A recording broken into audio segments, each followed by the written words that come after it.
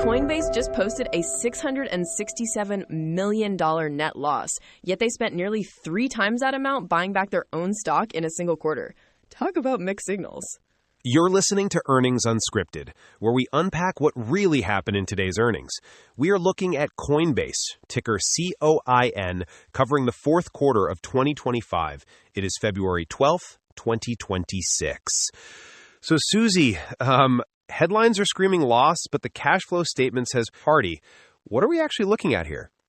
We are looking at accounting noise mostly. Look, the headline number is ugly, net loss of $667 million, but you scratch the surface, it's almost entirely paper losses. They took a $718 million hit on their crypto portfolio because prices dipped in Q4. Operationally, adjusted EBITDA came in at $566 million, down 29% from the last quarter, sure, but they're not bleeding cash, they're just bleeding accounting value. Okay, right. Before we get into that paper loss reality check, just a quick reminder that nothing we say here is financial advice, just our personal opinions. But, Miro, the market seemed confused. Confused and grumpy. The stock sold off hard during the day, down nearly 8% before the numbers even hit. But then, flat.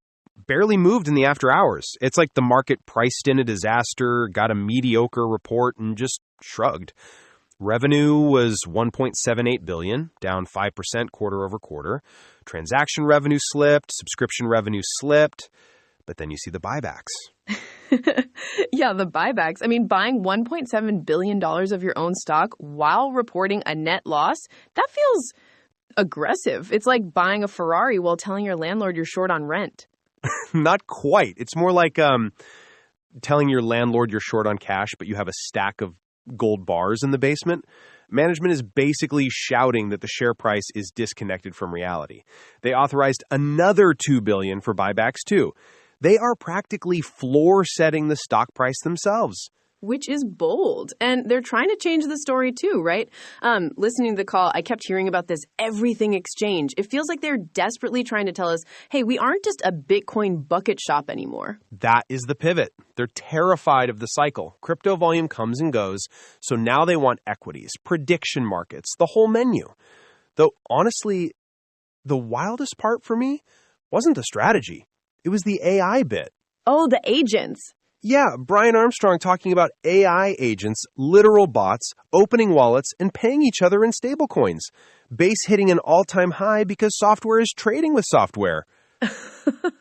That is so sci-fi, it actually hurts. But okay, let's ground this. We have a paper loss, a revenue dip, and a robot economy. Let's figure out what's actually sustainable. Let's get into the details. Right, because when you actually strip out the noise, the story under the hood is shifting fast. I was looking at the breakdown between the regular folks trading on their phones and the big money, and it feels like we're watching two completely different companies here. It is effectively two different companies. Look at the spread. Consumer transaction revenue is down 13%. People are trading less. Volumes are down 6% on the retail side. The hype is cooling. But then you look at institutional. Which was what? Nearly 40%? 37% exactly. That is huge. It tells you that the casino phase of Coinbase, where it was just retail chasing dog coins, is fading, or at least it is becoming less important. The new Coinbase is infrastructure. It is plumbing for Wall Street. And management knows it. They dropped this stat on the call that stopped me cold. They said, we store 12% of all crypto in the world. 12%? Wow, that is a lot of trust for one company. Right? More than the next 4 competitors combined, apparently. So the deep insight here isn't that they lost money this quarter. It is that they are actively, successfully gentrifying the business. They're pivoting to this everything exchange model, equities, derivatives, prediction markets. They don't want to be a crypto exchange anymore. They want to be interactive brokers with better API documentation. Interactive brokers with a hoodie. But wait, Miro, if the strategy is working, if the institutions are pouring in, why are the expenses creeping up? Operating expenses jumped to 9% this quarter. Usually when you mature, you get leaner. Here they seem to be getting heavier. Yeah, well, part of that is integration costs from acquisitions like Deribit and Echo. But honestly, I think it is the cost of trying to fight a war on two fronts. They have to build all this institutional-grade tech, which is expensive, while still trying to keep the retail users entertained so they don't leave for Robinhood. And speaking of expensive, we need to talk about the stablecoin situation because there's a detail in the balance sheet that I think most people missed. Okay, hit me. What did they hide in the footnotes? No, they didn't hide it, but they rebranded it. This quarter, for the first time, they're classifying their USDC holdings and other payment stablecoins as cash equivalents. Historically, these were treated more like investments or intangible assets. Now they're right there next to the dollars. Which makes sense, right? I mean, USDC is supposed to be liquid. If you can spend it, it's cash. Philosophically, yes. Accounting-wise, it is a flex. It improves their liquidity optics significantly. But here's the catch.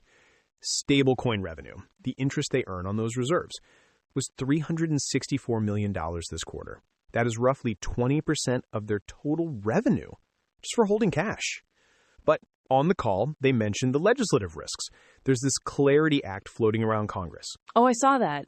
It's the one that might ban paying rewards on stablecoins? Exactly. So think about the fragility of that. You have this massive revenue stream that is highly sensitive to interest rates, which are dropping, and highly sensitive to a single piece of legislation that could turn off the tap overnight. Brian Armstrong sounded optimistic, obviously. He thinks if rewards get banned, Coinbase just keeps the interest for themselves instead of sharing it with users. Basically saying, oh, regulation might actually make us more profitable. Which feels, well, let's just say that's a very convenient theory. Please don't throw me in the briar patch, right? That's right. Oh no, don't force me to keep all the margin for myself. I'm not buying it completely. If users stop getting rewards, sticky money becomes less sticky. The velocity of money on Base might slow down. And speaking of Base, did you catch how they're accounting for that? No, I missed that part.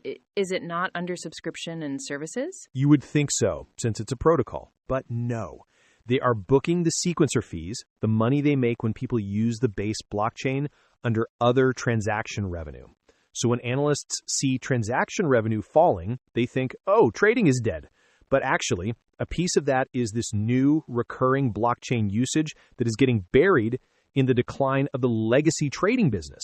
It's messy modeling. It's like they're remodeling the house while we're trying to appraise it. You have old revenue streams dying, new ones hiding in weird categories, and a giant pile of cash earning interest that might get regulated away. Perfectly put. It is a transition quarter in the truest sense. They're building the everything exchange, sure. But right now, it looks more like the everything expense. Ouch. Okay, so if we step back from the accounting gymnastics, where does this actually leave them heading into 2026? Are they a tech growth story again, or are they turning into a boring bank? Neither. Or maybe a bit of both. If I'm looking at the guidance for Q1, they actually look like a company hitting an air pocket. I mean, look at the subscription and services outlook. They're guiding for $550 to $630 million next quarter. Wait. They just did over $700 million this quarter. That is a massive drop. Yeah, it breaks the growth streak completely. And the culprits are exactly what you'd expect. Lower interest rates and lower crypto asset prices. So the easy money, the passive income, is drying up. And that's why this everything exchange pivot is so critical. They need to replace that passive income with active volume from equities and prediction markets. So basically, the free lunch is over. Now they actually have to cook, which explains the spending, I guess. If you know the easy revenue is fading, you have to build the next engine fast, even if it costs you 9% more in expenses. Exactly. It is a race against their own declining margins. And honestly, that is why the buybacks are so fascinating. Management is looking at that dip in guidance, looking at the skeptical market and saying, you are wrong. We are buying $2 billion worth of this dip. That is high conviction poker.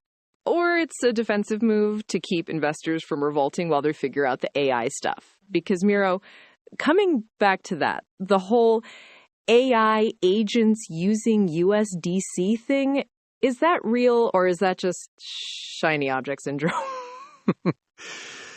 It sounds crazy, right? But if you assume that in 5 years, bots are going to be buying API access from other bots, they aren't going to use Visa cards. They will use crypto rails. If Armstrong is right about that, then owning the compliance layer for robot money, that is a monopoly in the making. But that is a 2030 story. Investors have to survive 2026 first. Robot money monopolies. Okay. So, putting it all together, next quarter, what is the one thing you're watching?